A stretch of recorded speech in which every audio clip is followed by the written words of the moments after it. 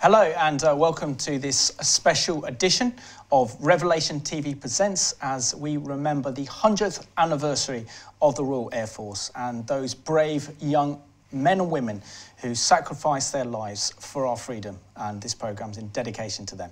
My guest today is Johnny Palmer, known as JP, who's a flight lieutenant with the RAF, and also with John Lee. Your title is SAC. Can you explain what that is to us? Yep, so as the badge on my arm denotes, I'm a technician. So above standard senior aircraftsman, the circle there denotes that I'm of a technical trade. So I've got special technical training to do the job that I do. So yeah, it's basically just gives me, lets people know around me that I've done the training, extra training needed to specialise in the role that I do. Fantastic. And you like to be called JP, so I'll call you JP, Johnny. And, you know, special tribute has to be made to the Armed Forces Christian Union for helping me get you on the programme. And I know we did a Behind Headlines programme a few years ago where we had the 75th anniversary of the Battle of Britain. Yeah, that's right. But for our viewers, can you share how you came to faith in the Lord Jesus Christ and also your role within the Royal Air Force? Yeah, absolutely. And first of all, Simon, I want to say thank you for having us on it. It's really great that the Armed Forces Christian Union has been able to put this together. My role within the Royal Air Force, I'm a pilot. I'm an air transport pilot by background, but I'm currently a flying instructor. So I've done a few years on the C-130 Hercules, doing missions mostly in Afghanistan, but around the world. Now for the last 3 or so years, I've been training the guys straight out of officer training, giving them their first grounding in flying training, teaching them, you know, you pull the stick back, the cows get smaller, you push it forward, the cows get bigger, that sort of thing onwards. As to the other part of the question, how did I come to faith? I came to faith a number of years ago as a teenager. I'd had a rather interesting young life, and I found myself in between kind of my GCSE and my A-levels and just wondering where my life was going, what I was going to do, how I was going to get there and what it was going to look like. And one of my mates just kind of grabbed me and went, JP, look, I'd love to hang out with you, but I'm going to church on Sunday, so do you fancy joining me? So I was like, yeah, okay, fair enough. Meant getting up on a Sunday morning, which for a 16-year-old was not what I had in mind. And it was great. It was fantastic. And within a couple of weeks, I'd had all the questions that immediately came up answered, and I realised that actually it wasn't for me to be looking into and figuring out and trying moulding my life around the way I wanted to live it. It was for me to give it over to God, which is what I did. And so I gave my life to Jesus Christ in the summer of 2000. Fabulous. And what about you, John? How did you come to faith? So I came to faith when I was around 7 or 8. I was brought up in a Christian household. And then from there I got baptised in the summer of 2013. And from there I went to join as an apprentice with another aviation firm. That didn't come out to plan as intended, but instead I felt God's calling on my life to join the Royal Air Force as an aircraft technician and pursue my dream and the plan that he has for me to be a Christian in the armed forces and do the job that I love, which I've been doing for 4 years now, which has been absolutely phenomenal. Fantastic. And you know, you are young to the RAF. You've only been in the RAF for 4 years. As a Christian, how does that help ground you as being part of this organisation? It helps ground me in the fact that wherever I go, I know it's where the Lord's called me to be. I've been to Marham, working on tornadoes. I've been out to Cyprus a couple of times with that, and then back now to Coningsby. It doesn't matter where I go.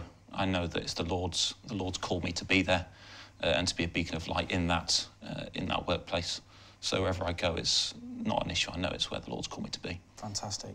And, you know, Jonathan, we're here to celebrate the remarkable history and tradition of the RAF, celebrating its 100th year as an organisation. Can you share with us how important this is for not only the Royal Air Force, but also for the nation, and how we should all be proud of the incredible historic role played by the RAF in protecting our skies and protecting Britain, particularly during the Second World War? Yeah, absolutely. For me personally, first of all, I think it's a huge thing that we're at the RAF 100. My family's been in military aviation since its very start. My great-grandfather was in the Royal Flying Corps during the First World War. My granddad was a pilot in the Second World War, and my father was an engineering officer during the Cold War and during the Falklands conflict. So it's always been in my blood. It's always been around us. And I think, as part of that, I really appreciate, I get to see from the inside the things we do that a lot of people don't see. Things like, for instance, during the Cold War, when constantly we were sending up fighters to make sure that Russian spy planes and Russian bombers didn't get into our airspace. And it was widely known that it happened, but probably the frequency wasn't well known. Things like that.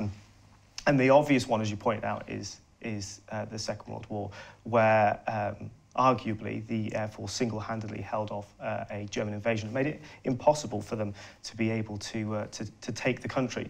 And whilst I'm no historian, I think that there are a lot of questions can be asked about what the world would look like now if it wasn't for the Royal Air Force in 1940. Absolutely.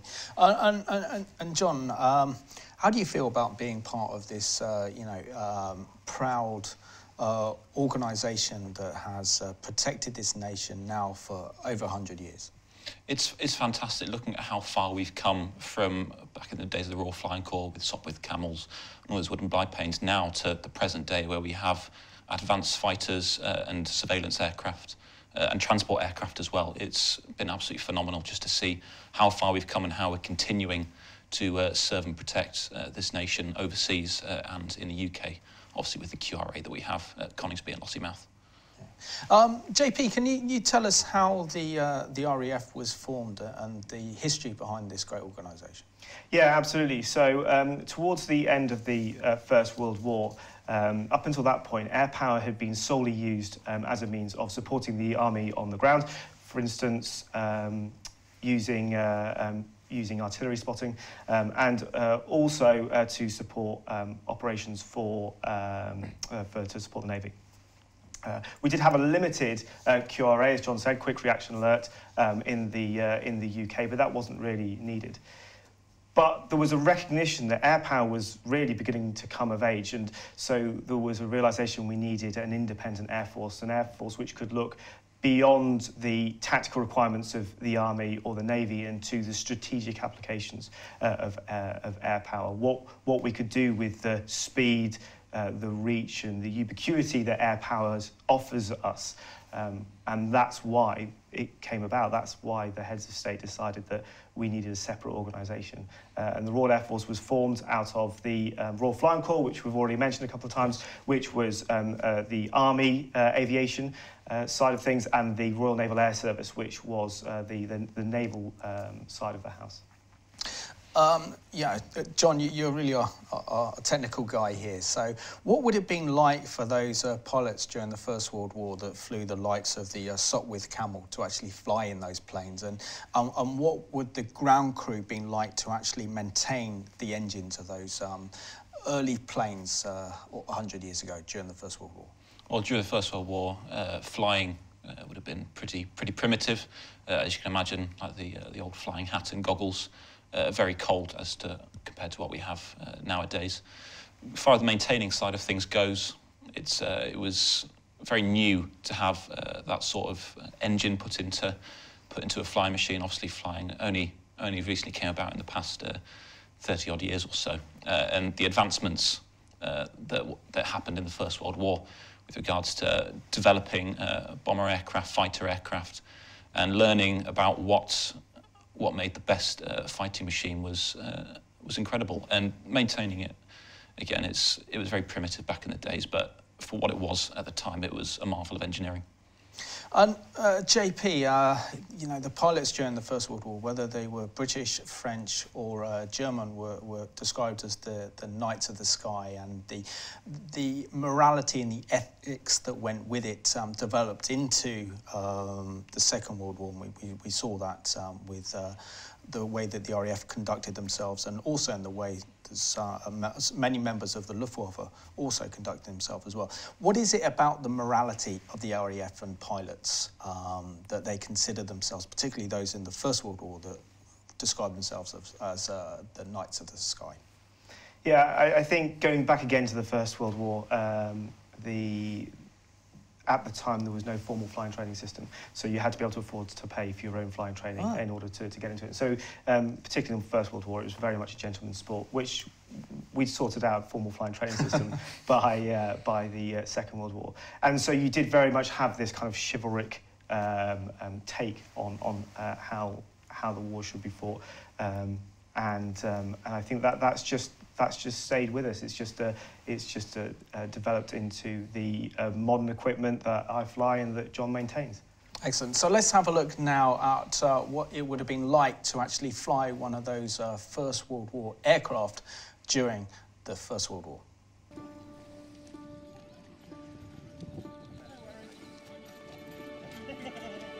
Flying this particular type of aircraft is a very visceral experience. It's very noisy, there's a lot of wind, there's a smell of oil, and so in some respects it would have been very exciting, but particularly above the Somme at that time, it would also have been absolutely terrifying.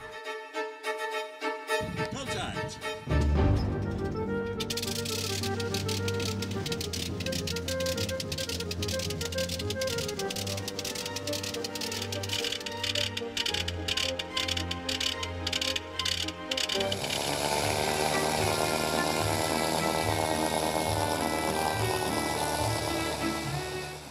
At risk from so many different factors.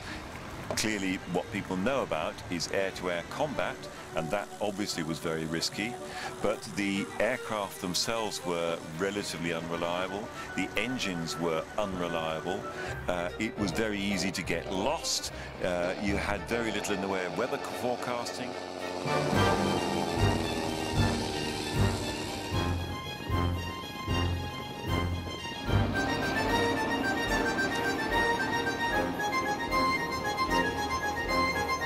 On top of that, there was the fact that the training was incredibly basic.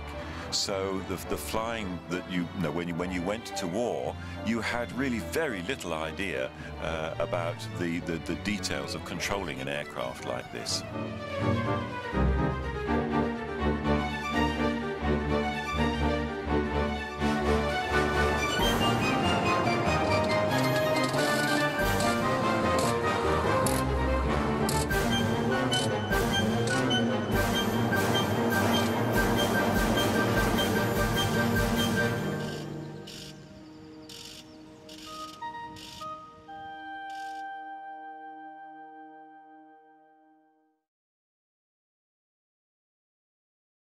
Gives you a little bit of an insight on what it would have been like to fly one of those incredible planes during the First World War. JP, I suppose the moment of where the RAF came into its own was really during the Second World War, wasn't it? And particularly during the summer of 1940. Can you share with us the role played by the Royal Air Force in actually protecting this nation during the Battle of Britain? Yeah, absolutely. Throughout the first couple of decades of the Royal Air Force, in between the First World War and the Second World War, they'd done an awful lot of development in terms of training tactics, and obviously the aircraft had grown hugely in terms of capability. And so when it came to the Battle of Britain, it really saw the coming of age of air power. We saw hundreds of fighters fill the sky and fight battles literally to allow an invasion to happen or to stop it from happening. And that's probably, for the Air Force, one of our proudest moments in history, is to be able to look back and say, at that moment, for those months, we were the shield that stopped the Germans crossing the Channel.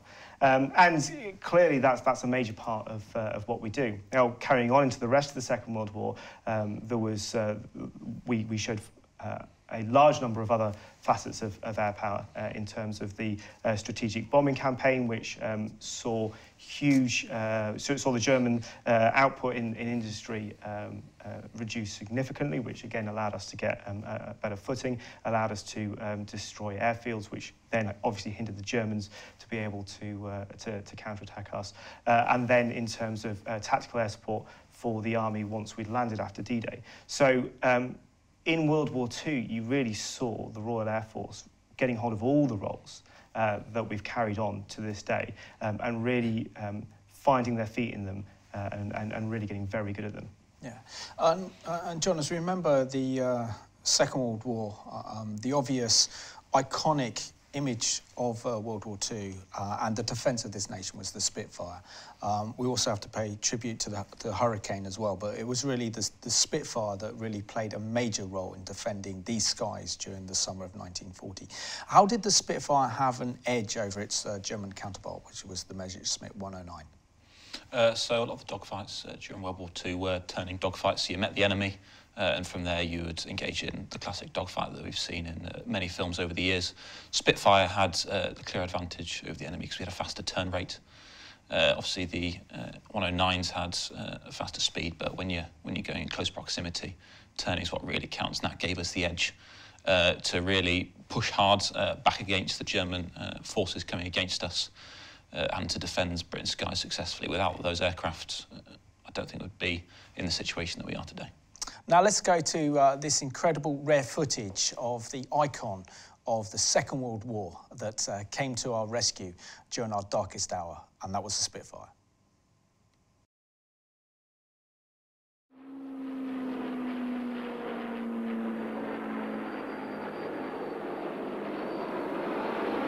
Reginald Mitchell's superlative Spitfire was, like the Hawker Hurricane, conceived with one paramount purpose: to provide the RAF with a fighter to defend Britain from Germany's Luftwaffe.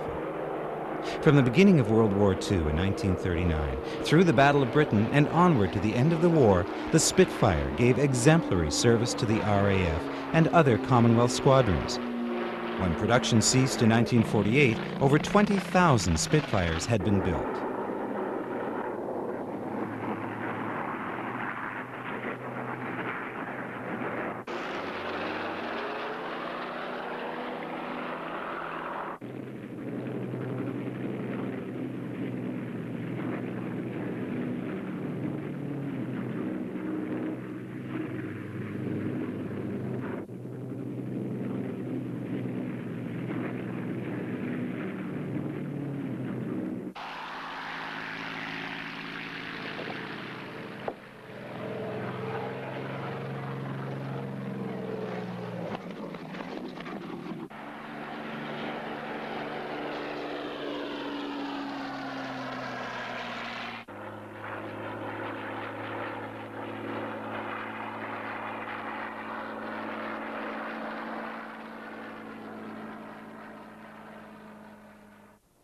The 8-gun Spitfire Mark I, which had first flown in prototype form on March 5, 1936, equipped 19 fighter command squadrons at the beginning of the Battle of Britain, and proved a satisfactory match against the German Messerschmitt Bf 109E fighter. By the end of that great battle, the Merlin-powered Mark IIA was entering service. The Mark IIB, with its 2 cannons and 4 machine guns, was close behind. In 1942, starting with the Mark VI, high-altitude Spitfires were introduced in an attempt to counter high-flying German reconnaissance aircraft over Britain. The Mark VIII was fully tropicalized, with a greatly improved engine air filter system over earlier versions. This improvement was vital for protection of the engine in the dust cloud environment at airfields from which the aircraft operated in the Far East and the Mediterranean. I think now would be a very important time to actually quote this incredible quote by the legendary Prime Minister Winston Churchill, who said of the role of the RAF in the Battle of Britain, "Never in the field of human conflict was so much owed by so many, by so few." Incredible speech, absolutely inspirational. And JP, would you like to pay tribute to those brave, courageous men during the summer of 1940 that sacrificed their lives to defend our nation's liberty during its darkest hour? Yeah, absolutely. I think by way of tribute, you know, actually, it's just for people to recognise and realise how much they give up. And if you read some of the books and some of the diaries that we've got from that era, First Light is an amazing read and really gives an indication of what they went through. I think that's the best tribute that you can give. Absolutely. So we do have some B-roll footage now of some of the servicemen and pilots there we have on screen. I mean, looking at the uniforms, very, very similar uniforms as you're wearing today. How proud are you, knowing the history and traditions of the RAF, that these men, when our nation was at its most lowest point and it looked like a full-scale Nazi invasion was going to take place, came to the defence of this nation during the Battle of Britain? Yeah, I'm immensely proud. The stuff that they did under pressure, obviously the aircraft landed and they were turning them around in 10, 20 minutes to get them back up at just a constant high tempo. And the fact that they did this for so long under such pressure is astounding. The work they did was helped us win the Battle of Britain, first and foremost. Excellent.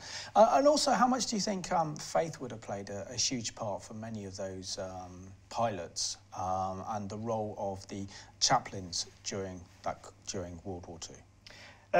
That's a really interesting question, and I think when you look back through some of the diaries and when you go through and speak to some of the chaplains who have got that in their blood, if you like, you do see people really relying on God. There's a phrase which goes, there's no atheist in a foxhole. When you're getting shot at, all of a sudden it makes things very, very real, and you want to make sure that you've got to grips with God.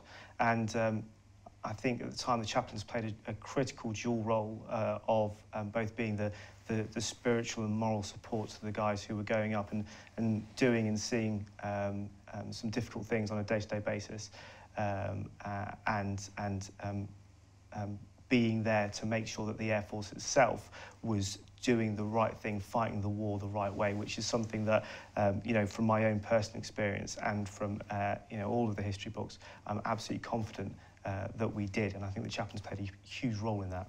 Absolutely. And JP, can you share with us the role played by the Royal Air Force during the Cold War period? Because we saw a complete change and transformation in the role of the RAF after the Second World War. Yeah, absolutely. Up until the end of the Second World War, we were really very much focused on defence of the realm and looking after things on the home shores. And we became a much more global presence after that. We had significant global position anyway beforehand, but we started to work much more closely with members of NATO. Obviously, we started working in areas around the world. And as the situation with Russia degraded, obviously the Royal Air Force ended up taking on the primary nuclear defence option. And so we saw the V-bomber fleet, we saw the Victors, the Valiants and the Vulcans coming into service, primarily to look at how we defend ourselves against a nuclear threat. So we then became kind of very much European based, looking at the threat from Russia, and also the obvious proxy wars that took place, things like the Suez crisis, things like the Falklands conflict. And the Falklands conflict is a really great example of how air power makes a critical and strategic difference. There was an Operation Black Buck, right at the beginning of the Falklands conflict, whilst we were still getting all of the troops together, all of the ships together to start moving down to the Falklands. We had to ask ourselves, well, what can we do to ensure that the Argentine forces don't have such a strong foothold when we get there that we can never get them off the island? And Operation Black Buck was conceived. The plan was simply to put a bomb on the one runway in the Falkland Islands. And it was not so much to put the airfield out of service as to send a clear and unequivocal message to the Argentine government that we had strategic reach, we had strategic capability, and that the peoples of the Falkland Islands considered themselves to be British, and so we would fight for their right to remain British. And so we put on the most amazing and daring raid seen certainly since the Second World War, where a number of Vulcans, bombers from RAF at Waddington, staged out of Ascension Islands with a number of tankers. Now, the tanker support in order to get that one bomb on the one runway was phenomenal. I can't remember the exact numbers, but you had tankers refueling tankers to refuel the Vulcan. And you had the most insane bravery on that first night, where everything was under radio silence, because obviously it's a long way from Ascension Island to the Falklands.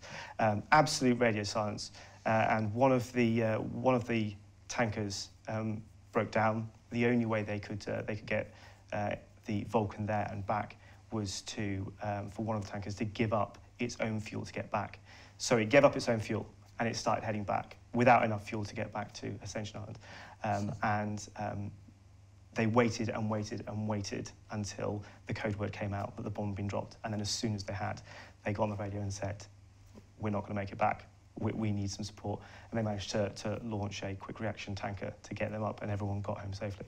And off the back of that, what happened was the Argentine government realised that if they could reach the Falklands, they could reach Buenos Aires. Absolutely. And as a result, they pulled back a whole bunch of their fighter support to protect Buenos Aires. And as a result, the Argentine forces didn't have as strong an air power contingent when the Royal Navy and Royal Air Force Harriers arrived a few weeks later. Absolutely. And talk about the Harriers. The Harriers played a vital or almost critical role in that conflict during the Falklands. What is it about the Harrier jet that actually helped Britain defeat the Argentinians in the Falklands War in '82? Well, the main thing that the Harrier brought to the fore was its VTOL capability to be able to vertically take off and land, especially on such a small aircraft carrier that was sent down to the Falkland conflict to help out. That was pivotal because you could launch it off such a small space and still be able to get up and over to help ground forces over there, but also to take out any enemy aircraft that were over the Falklands airspace. Was pivotal to be able to have such a quick turnaround as well. As Harriers on the ground, you could refuel it and get it airborne again in such a short space of time. It was brilliant to be able to have that aircraft where it was, and it was perfectly suited for that role. And I think a really important point to bring out as well of that is that that whole vertical takeoff landing capability is really part of the innovation that air power brings. That was something that Britain brought to the fore. We invented vertical takeoff and landing. We invented the Harrier, which then the Russians very quickly copied, and the Americans took on our Harrier project. And now on the cutting edge of technology, we've just yesterday taken delivery of our 5th F-35, which carries the same vertical takeoff and landing capability, because the innovations, the steps that we take forward in air power are recognised across the world as being critical for maintaining the cutting edge of technology. And the RAF has very much pioneered this. It's been a central theme within the organisation, hasn't it, since those early days of the RAF during the First World War to the Second World War to the invention of the jet engine and the likes of the F-35 you just mentioned now. How much role does innovation, and how does the RAF then prepare itself to be ahead of the curve in terms of innovation and technology, ahead of any potential enemies? Being ahead, being technologically ahead of any potential enemies is absolutely critical in air power. A small technological edge can give you a huge advantage in battle, and so it is absolutely critical that we stay ahead, and we're doing all sorts of projects to constantly try and keep ourselves there, like, for instance, buying into the F-35 project. The A400 project is another fantastic example of where we're taking cutting-edge technology and putting it into our transport aircraft. But not only that, we're working to really inspire the next generation of our people into aviation thinking and into that pioneering spirit that the Royal Air Force has had for the last 100 years. We work really hard, not necessarily to bring people into the Air Force, but to make sure that a pioneering spirit and that air-mindedness goes out into the world, into the country, into our industries, so that we see young kids coming up with great ideas and going to work for our industry partners like BAE Systems or one of the many others, and developing new technologies, which will take us further and further and further in terms of what we can do with air and space power. Absolutely. And John, maybe you can explain to us as well, with your role within the RAF of being an engineer, the innovation and technology in some of the engines and some of the new fighter aircraft that the RAF have and how they're developed. So the innovation that we've had, if you look back to the First World War and the Second World War, we can do nowadays with the fighter aircraft that we have, what tens of aircraft they could have done back in the days. And serviceability rate is fantastic. If you look at the EJ200 engine that Typhoon has, Rolls-Royce have said it will do 1,400 hours and still perform. It's a brand new engine, which is fantastic in terms of reducing costs, reducing serviceability issues and that sort of thing. And especially now with high-tech fighters such as the F-35 coming in, we can project air power much further around the world, also with the tank support that we have, but also in terms of with the carriers that we're having now, is fantastic to be able to move that floating airfield around and project air power to the far corners of the globe. Absolutely. So let's have a look now at this video that's produced by the RAF 100, and this one's entitled Inspire. STEM is absolutely critical to what we do in the Royal Air Force. Over 80% of our jobs are STEM related. But there's a bigger picture here, and the bigger picture is that the country is massively short of engineers. So by being responsible as an organisation in promoting STEM to students aged 14, 15, we hope to inspire and engage. The RAF 100 programme, I believe, is a real exciting opportunity in schools across the United Kingdom, and that's where we're going to do a full takeover of a year group for the whole day and do 3 bespoke STEM RAF packages.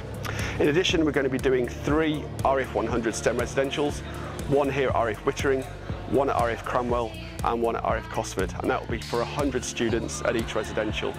We're also co-sponsors of the 2018 Tomorrow's Engineers Robotics Challenge, and again this is a national competition to inspire the next generation into STEM subjects through the use of robotics. There is a number of partners. For the Robotics Challenge itself, we were working directly with Rolls-Royce, the Helsington Foundation and of course Tomorrow's Engineers. But all our programmes are all working with key partners. So for the STEM days, we're working with the Engineering Development Trust. For our residentials, we're working with the Small Piece Trust.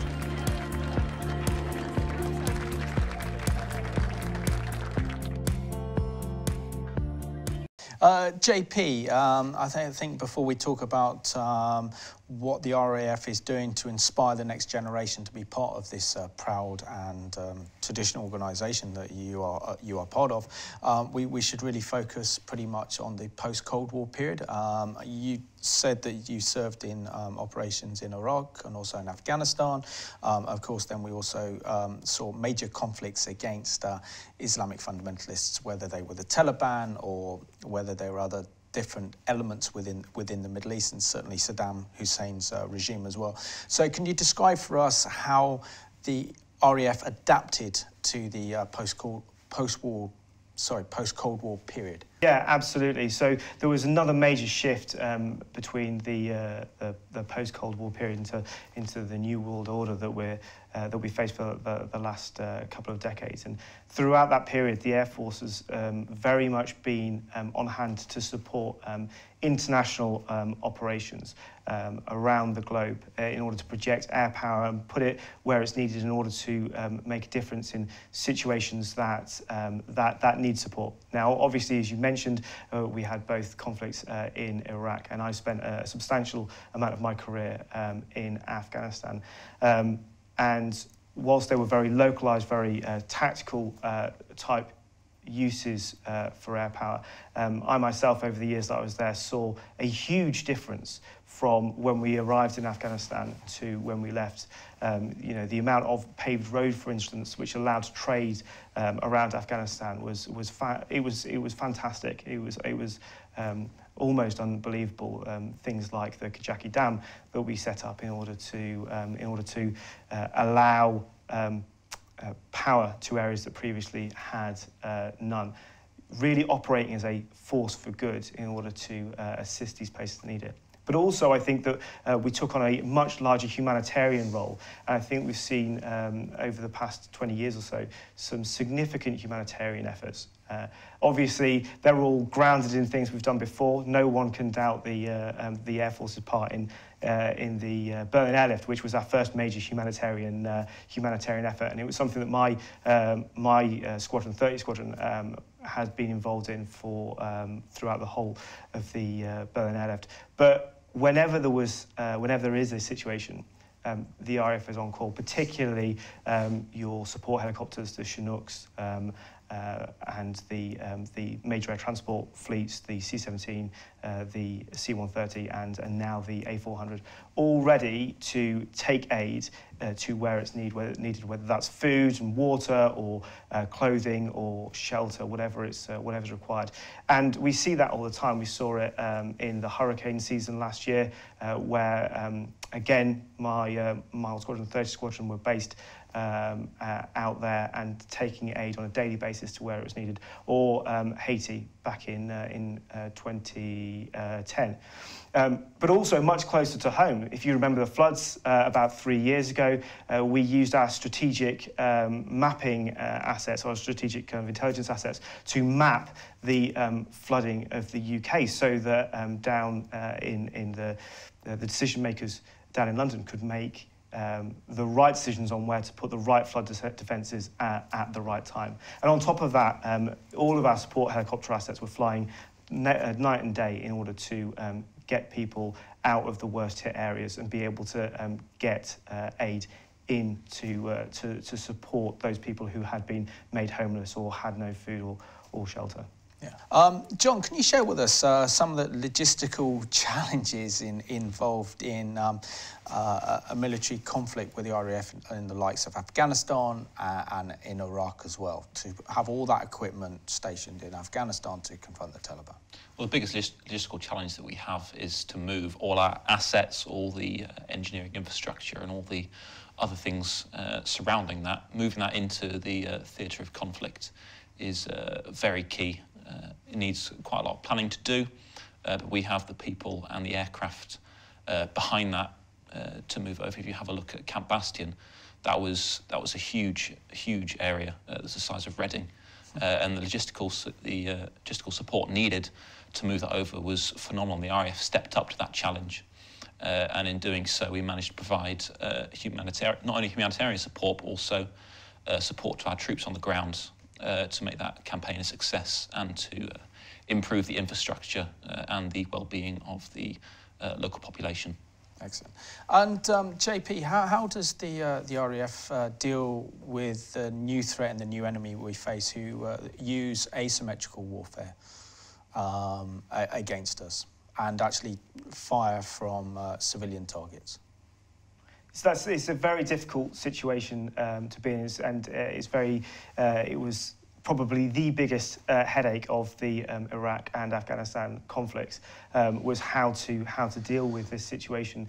The line we took was clearly we were never going to step down from the high moral and ethical position that we take when fighting wars. That was absolutely critical, and so we became accustomed to operating in a space where we would be more than happy to turn away from missions because we weren't willing to risk the collateral damage.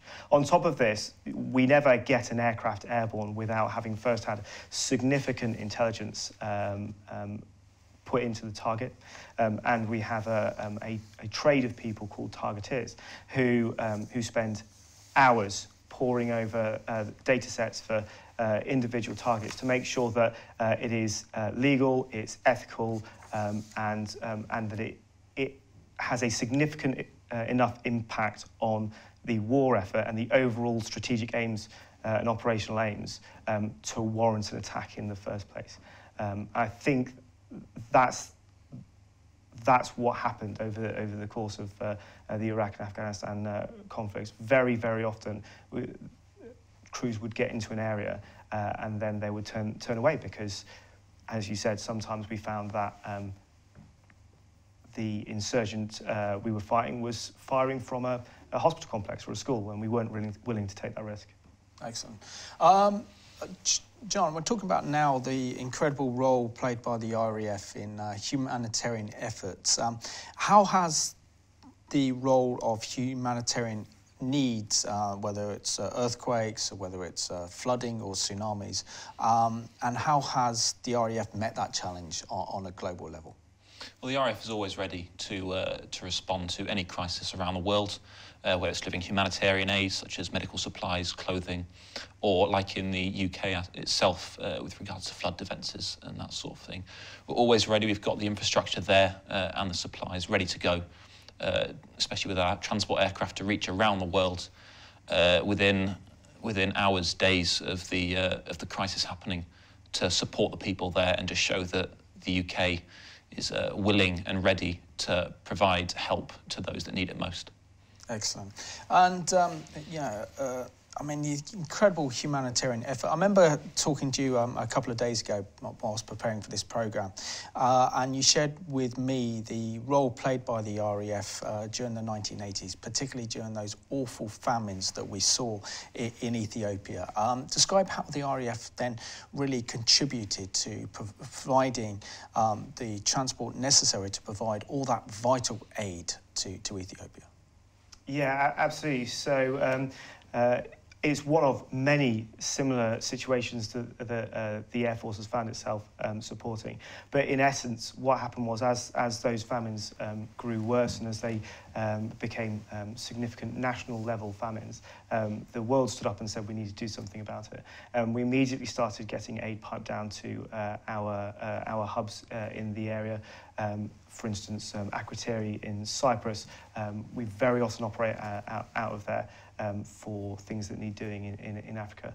And you'd have Hercules aircraft primarily, but also some others, just constantly flying into those famine-stricken areas, landing on desert strips that had been prepared by troops only hours before, and offloading grain supplies, offloading water, offloading whatever they needed, whether that was tents or so on, in order to allow people to continue living. And even in some places, a lot of places which were just simply out of reach, it would take too long to get there by road.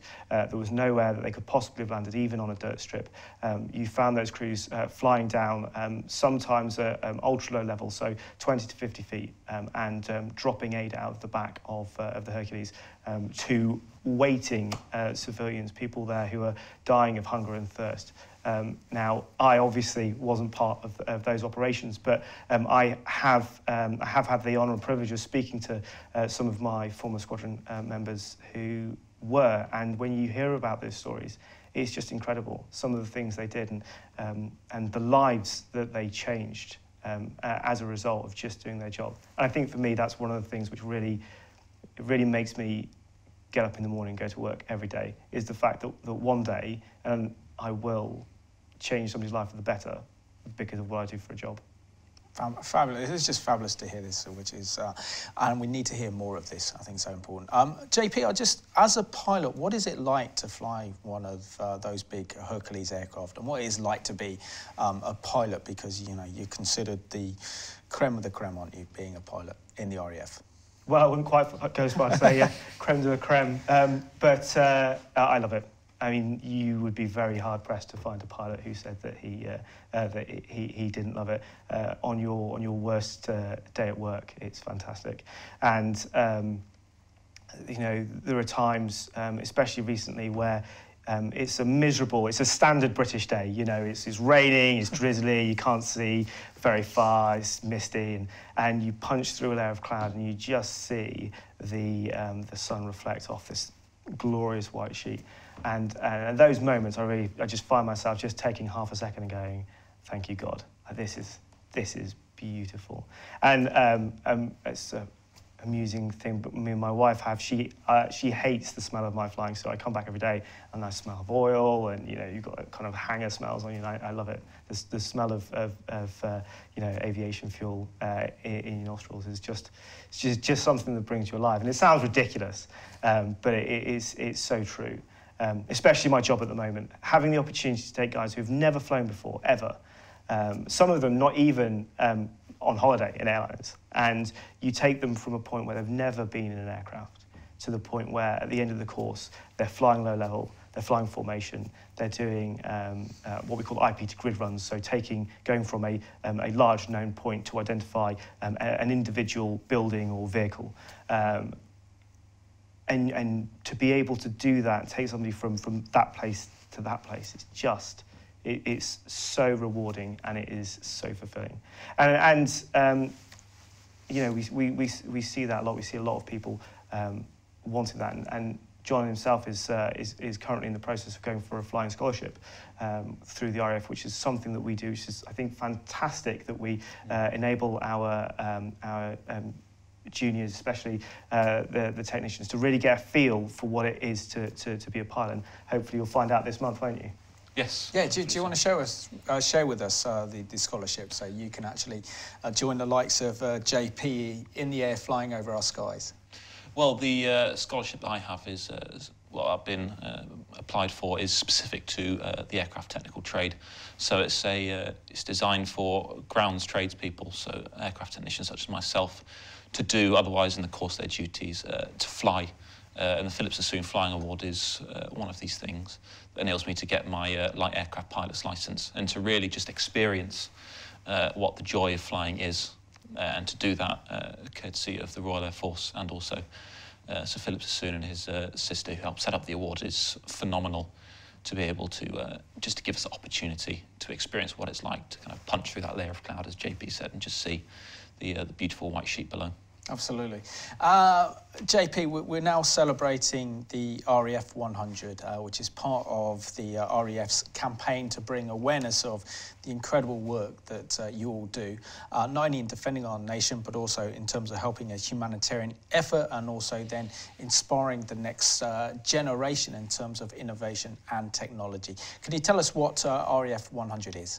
Yeah, so RAF 100, as you've kind of alluded to, is the national level campaign to make sure that by September this year, effectively the end of the celebration of the Battle of Britain, that we've reached the nation and reminded them about who we are, what we do, and why we do it critically, to help everyone commemorate what we've done over the last 100 years, to celebrate those things that we're doing now, those things that not everybody necessarily sees. Things like, as I said, using the Sentinel R1 to map the floodplains so that we could send the correct aid to the correct places. People in the UK will have been directly affected by those missions and will have no idea that the RAF played a part in that, and that's one of the things we want to push.